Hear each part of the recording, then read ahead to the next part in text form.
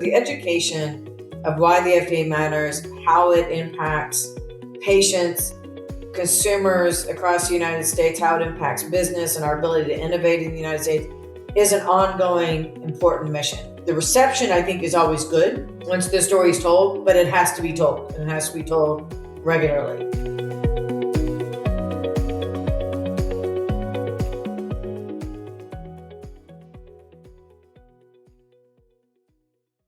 Hello, and welcome to this very special edition of FDA Watch. I'm Wayne Pines, your host. Today we're going to be talking about the FDA budget.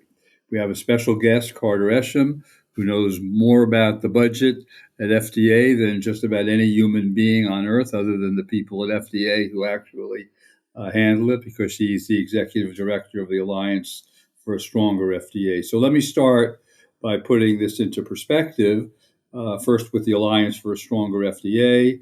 I'm one of the co-founders of the Alliance, along with Steve Grossman and Nancy Myers and the late Diane Dorman. We founded it in 2007 to advocate for a higher FDA budget. I think we've been reasonably successful over the years. I served as president of the organization, I think, for 7 different terms, so I have some knowledge of the inner workings of the organization.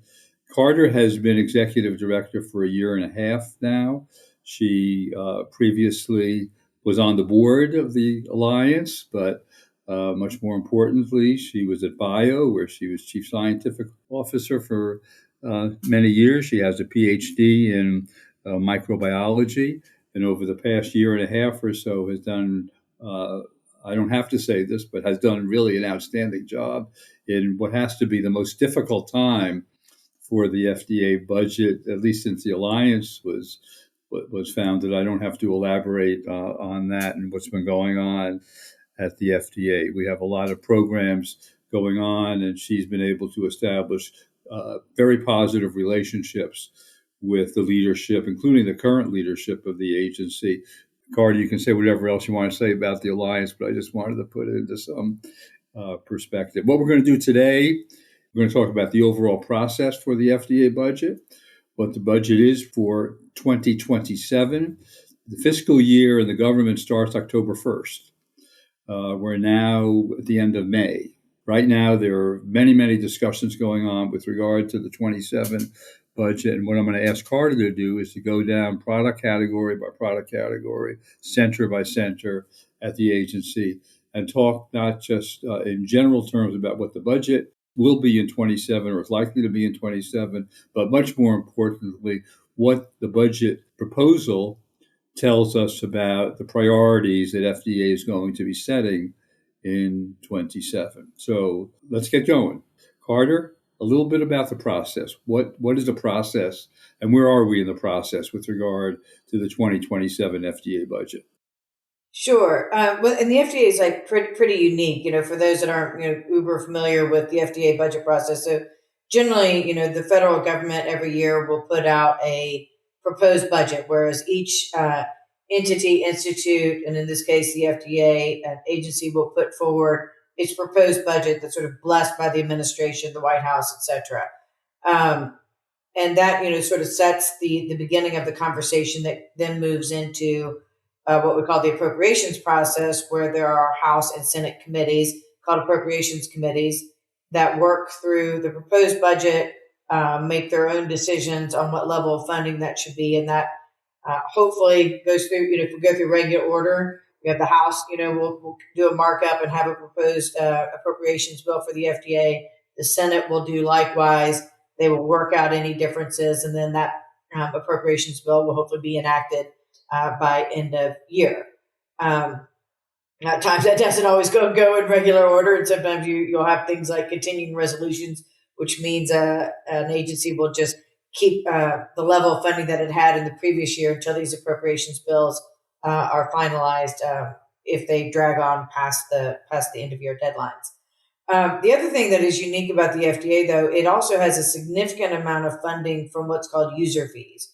So almost every product center and major program in the FDA has what's called a user fee funding mechanism, whereby industry, negotiates with the FDA how much certain activities will cost, such as application fees or inspection fees or things along those lines. And that is a way by which that the FDA can collect money from the industry in exchange for certain numbers of types of commitments, like timelines for reviews and things like that. So that's a significant part of the budget, and we'll get into that when we go through some of the numbers. So that is unique to the FDA. So just a broad overview with regard to 27 as contrasted with 2026. What is the proposed budget that we're talking about, and what would the Alliance like the budget to be? FDA chronically has been underfunded. That's why the Alliance was started in the first place. And you never catch up. Just anecdotally, when I was at the agency, I remember sitting around a table once, and one of the senior official said, there are dozens of laws that FDA literally does not enforce, laws passed by Congress, simply because there's absolutely no budget for it. So FDA is chronically underfunded. So an overview, Carter, of the 27 budget and generally compared to the 26 budget. Sure. And before I get into the FY 2027 numbers, I think it is more just do a quick look back at last year. So, when we began the year last year, it was really under a lot of very severe cuts were being presented across the federal government last year. But the FDA was, in large part, relatively spared. What was proposed last year was a 4% cut to the FY 2026 FDA budget. And even then, Congress chose not to even cut it that much. What they enacted last year was only about a right below a 2% decrease in the overall FDA 2026 budget. So again, just to acknowledge that I think members of Congress and even the administration recognize, certainly comparatively, the importance of the FDA. What we did have, though, last year was a lot of loss in staff and experience. And I think, at the end, maybe when we can go back and talk about the sort of FTE situation, which is going to be really critical as we're thinking about 2027, FY 2027 budget needs for the FDA. So for the 2027 budget, the administration proposed a 3.3% increase. So really an increase over last year's budget, which would equate to $7.2 billion for the FDA. And the House recently did a markup of their FDA appropriations bill and pretty much concurred with that and provided not the entire increase, but a 1.6 increase. So again, an increase over FY 2026 budget. What is notable in this proposed budget is it's largely driven by an increase in user fees. So both the proposed budget by the administration and the House markup would leave the balance between what we call budget authority funds, which are those that are appropriated by Congress, and the user fees, which are those that are collected from industry for the various FDA applications and commitments that I referred to earlier. The balance of that would increase from what was about almost a 50-50 split, in FY 2026, I believe it was around 47.9 in budget authority or congressional appropriations, and 52% of user fees. The proposed budget would actually increase that user fee amount up to about 54% of the budget. So that is notable. And it is notable because there is a statutory requirement, has to have a certain level of its funding from congressional appropriation dollars compared to user fees. It was set back in the late 90s. It's called a trigger, is what the term of art is for those in DC in the know. So that balance, there is a requirement that has to be somewhat balanced. And the budget did include about almost $42 million to ensure that trigger requirement is met. Because if it's not, what that means is the FDA actually cannot collect those user fees, which obviously, given that that's 54% of the proposed budget, that would be highly problematic. So I just want to summarize the takeaways. Mm-hmm. Overall FDA budget, $7.2 billion. Mm-hmm. Let's say 50%, whether it's a little bit more, a little bit less, are from user fees. So the actual amount appropriated by the Congress is half of that. I would just make one note and say that the FDA budget, in terms of appropriated funds, the amount that the taxpayer pays, is about the same as the budget of the Montgomery County, Maryland school system. That's great. That's a great And, and we've always used that analogy just to put it into some perspective. Here you have an agency that's regulating products that account for 20 cents out of every consumer dollar spent in the United States, and that is and wants to continue to be the gold standard in terms of food and drugs and devices and everything. And the budget is about the same as we spend in Montgomery County, Maryland, for the school system. I think we can all agree that both budgets need to be higher. So I just wanted to leave our listeners who are taking notes here with that thought. 7.2 billion total, about half from user fees, and the other half from taxpayer dollars. What I'd like to do is to go down center by center, category by category, and talk about what the 27 budget proposal by the administration tells us about the priorities that the administration intends to set. We heard a few weeks ago from Mr. Diamantes talk about the food priorities. But Carter, let me ask you to start there. What does the 2027 budget, which starts October 1st of this year, tell us about what the food priorities will be at FDA?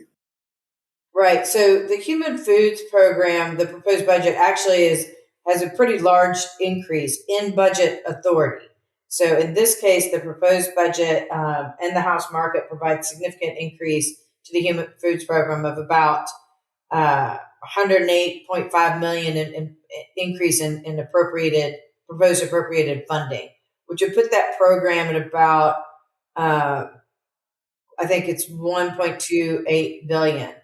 In terms of the priorities, both this does include a significant uptick in FTEs. They propose a By FTEs, just I want to that's like full-time equivalents, which is it's an approximation of staff. It's not it's not a person by person, but it's an approximation of staffing resources. So I think you saw a lot of language in the budget to ensure that there's the ability to do chemical safety studies, also an increase in domestic inspections. They have last year and this year talked about ensuring that they have the right balance between what the FDA needs to do in terms of inspections and what they think they might be able to do more effectively with stronger collaborations with the state. So again, I think they're continuing to work through those efforts, as well as continuing their work on infant formula and other priorities relating to Make America Healthy Again initiatives, food dyes, etc.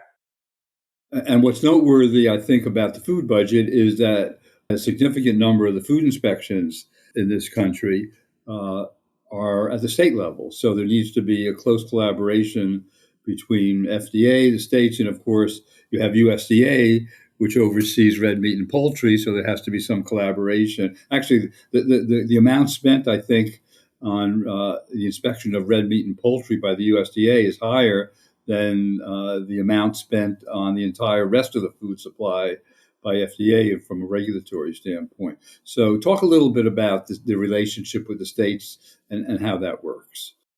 So it has always been a relationship, right? A collaboration. And I don't have the exact figures but the states really they're the frontline people, that are sort of catching, outbreaks, managing outbreaks, food outbreaks, et cetera. So I think that what the FDA has been exploring is how to strengthen that collaboration and perhaps look at what maybe some duplicative activities that maybe the FDA was doing at a federal level, that they really want to remove that duplication and shore up and strengthen the state inspectors and their capabilities.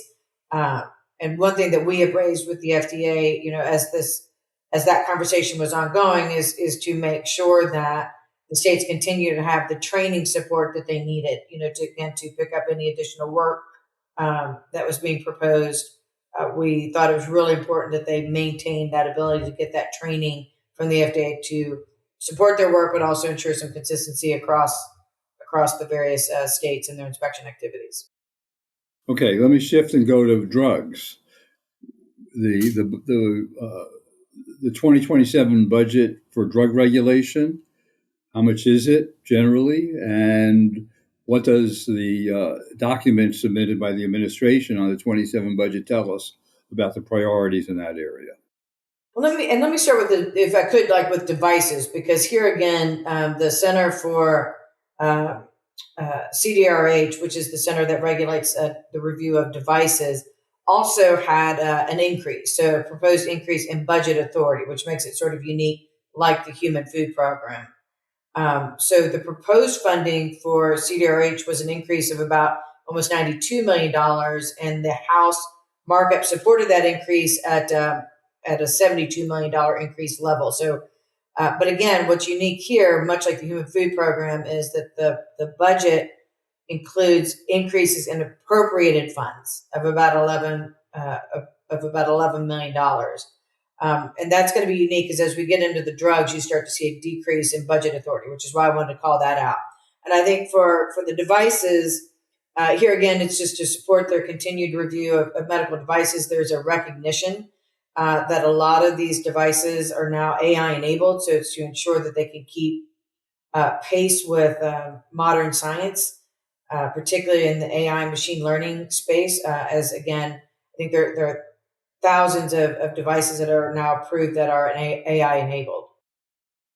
All right, let's shift gears, go back to drugs, where there's been a proposed decrease in the amount spent on drug regulation. So Carter, go ahead. Sure. So there's two medical centers that review drugs. One is CEDAR, which is more for quote drugs, the smaller molecule approvals, and then you have CBER, which is the agency charged with reviewing large gene therapies, larger complex biologics, vaccines, et cetera. So just to say what the two centers do. So CEDAR did have a proposed increase. The administration did propose an increase for CEDAR of about $39 million, which was generally supported by the House markup as well. But this was largely driven by a proposed increase in user fees, a significant increase in user fees, and a decrease of about $53 million in budget authority. So again, those funds put forward by Congress. This is something that the Alliance did raise concerns about. I think we have general concerns about cutting budget authority, the level of commitment by Congress to support the FDA's review activities. So that's just something we've raised. Similarly, CBER actually got cut, period. So the proposed budget actually proposed to decrease the overall level of funding for CBER by about $27 million, and the House supported this decrease to the tune of a cut of $25 million, so very similar in cutting the overall funding of CBER. But again, what we raised some concerns about is that this included a cut of budget authority funding by about $52 million. We're going to take a quick break now, Carter, okay? Sure. And tell our listeners that we'll be right back.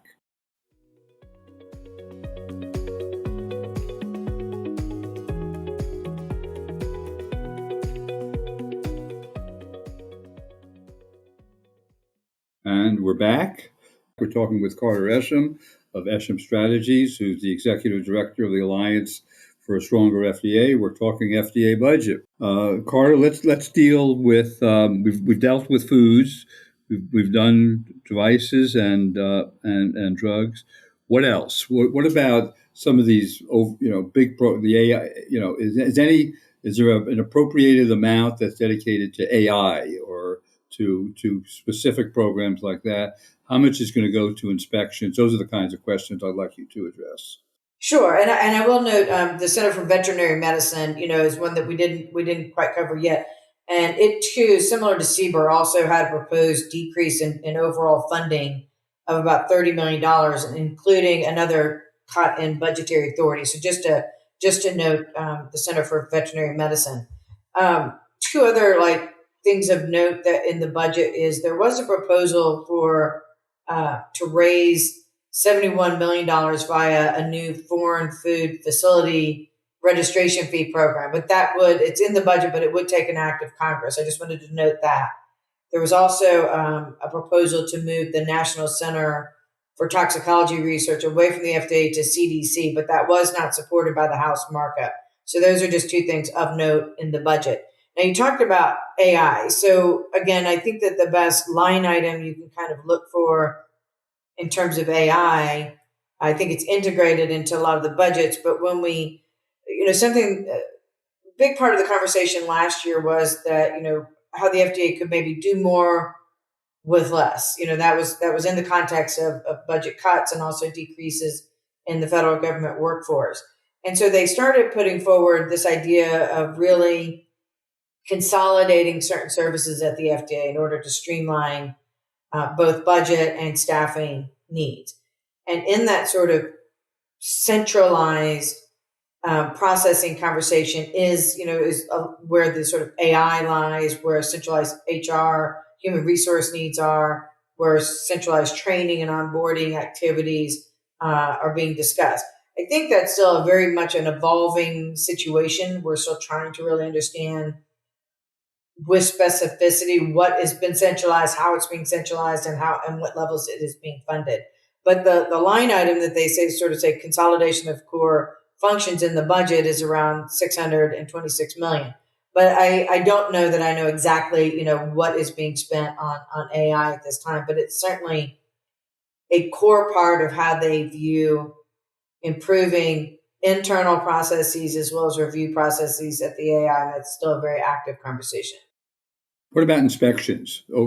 Outside of Washington, where a lot of the fundamental work that FDA does in terms of facility inspections, is there a line item for that?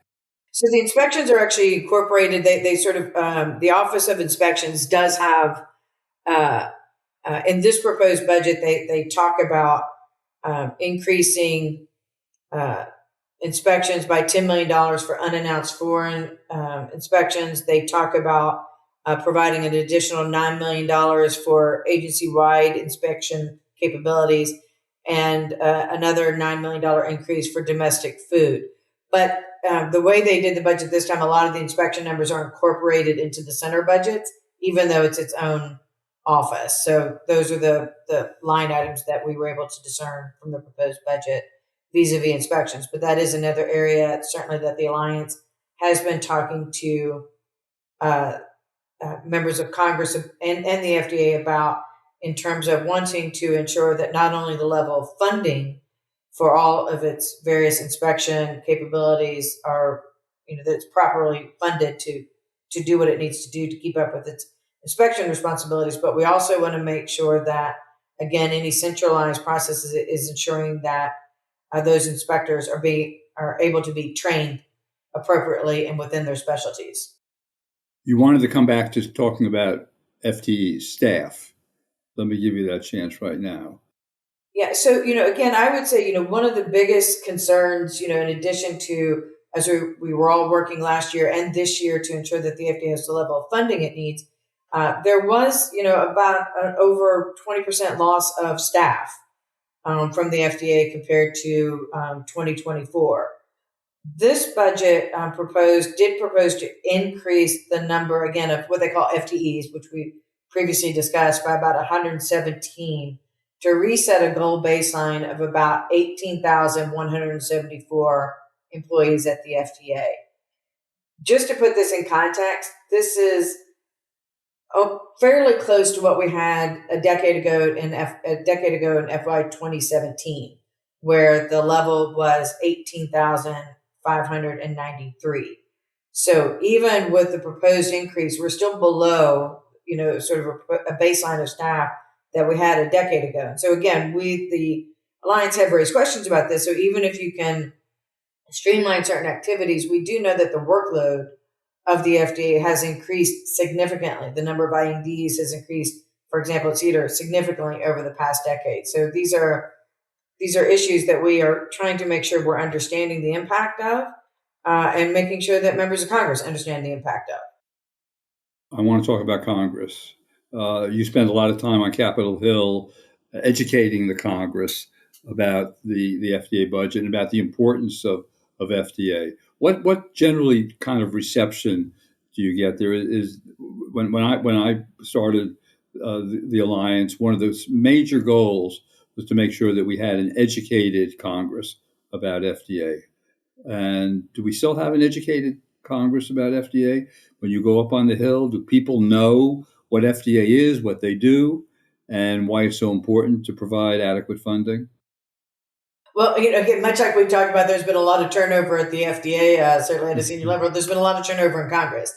And there's often turnover in Congress, not just in terms of elected officials, but also there's a lot of turnover in staff. So the education of why the FDA matters, how it impacts patients, consumers across the United States, how it impacts business and our ability to innovate in the United States is an ongoing important mission. And it just, the reception, I think, is always good once the story is told, but it has to be told, and it has to be told regularly just to ensure that everybody is aware of the vast responsibility that the FDA has and its impact on the U.S. economy and on the impact of the U.S. health.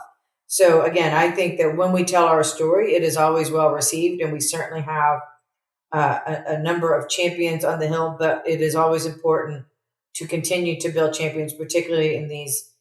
Again, we are in fiscally constrained times, so it is really important that people understand the value of the dollar spent at the FDA and why it's important that it is funded and resourced properly. Right. What haven't we covered? So, the one thing I just want to underscore again a bit about the staffing levels. So again, at the Alliance, as you mentioned, one, I would love all your listeners to think about joining the Alliance, have their organizations and companies join the Alliance. But the staffing level really is something that we've really had to pay attention to in the last couple of years. And last year we did get some language into the bill to ensure that Congress was receiving reports about how the FDA was doing in terms of meeting its performance goals in light of staff reduction. So that was sort of the conversation last year. This year, we are really working with members of Congress to really take seriously that it's not just that there's turnover employees. There have been